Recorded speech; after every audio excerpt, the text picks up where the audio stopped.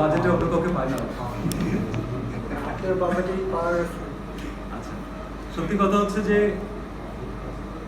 আপনারাও তো কাজ করেন, রেগুলার কাজ করেন না? তো আমরা কাজ করার সময় আমাদের কলিগদের সাথে, আমাদের সহশিল্পীদের সাথে, ডিরেক্টর আর্টিস্টের সাথে যখন কারোর সাথে কোনো ম্যাজিক্যাল রিলেশন আপনার গড়ে ওঠে, সেটা কিন্তু এমন না যে সবসময় একজন আরেকজনকে অ্যাপ্রিসিয়েট করছেন, সাপোর্ট করছেন, ঝগড়াও করছেন, মারামারিও করছেন, কিন্তু কোনো একটা অদ্ভুত কারণে একজন আরেকজনকে বিশ্বাসও করেন।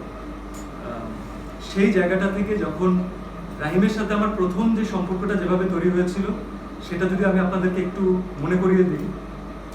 ওরমন 2-তে আমি সালমান শাহর একজন ফ্যান ছিলাম, যদি আপনাদের মনে থাকে। আমার ক্যারেক্টার নাম ছিল সুজন শাহ। তো আমাদের সেটে সালমান শাহর অরিজিনাল ফ্যান ছিল হচ্ছে রাহিম। তো আমিও ফ্যান ছিলাম, রাহিমও ফ্যান ছিল।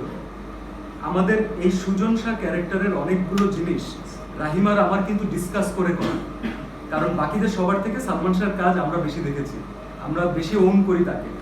তো তখন থেকে যে ওর সাথে আমার একটা শুটিং এর বাইরে হয় না যে আমরা একজনের সাথে কথা বলে শান্তি পাই, আরাম পাই, ডিসকাস করি।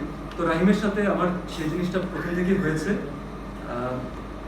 রাহিম তার সিনেমার জন্য যে ধরনের কমিটমেন্ট চায়, আপনারা দেখতেই পাচ্ছেন যে আমরা 3 মাস, 4 মাস, 5 মাসে কোনো সিনেমা শেষ করতে পারিনি।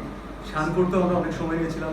জঙ্গলিতে তো সব রেকর্ড ব্রেকই হয়ে গেছে আমাদের, যেহেতু অনেক সময় নিয়ে আমরা স্ক্রিপ্টের পিছনে আমরা অনেক সময় দিয়েছি।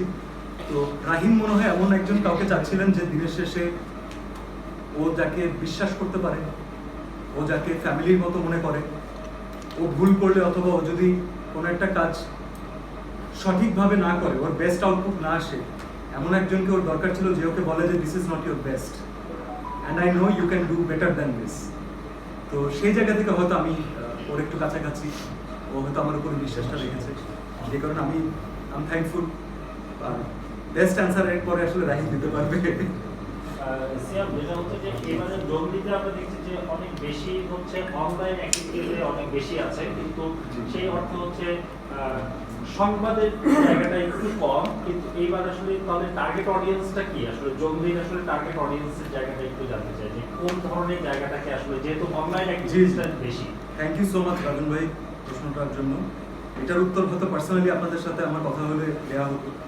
সংবাদ মানে আমাদের যত মেইন স্ট্রিম মিডিয়া আছে তাদের সবার সাথে তো দীর্ঘদিনের একটা সম্পর্ক আমাদের। তো আমরা খুব খেয়াল করে দেখেছি যে আমরা যতই চেষ্টা করি না কেন, আমি সবাইকে হ্যাপি করতে পারি না। এই চ্যানেলে গেলে ওই চ্যানেল কষ্ট পায়, এই সাংবাদিকের সাথে কথা বললে উনি রাতের বেলা বলেন যে আমাকে বাইট দিলেন না।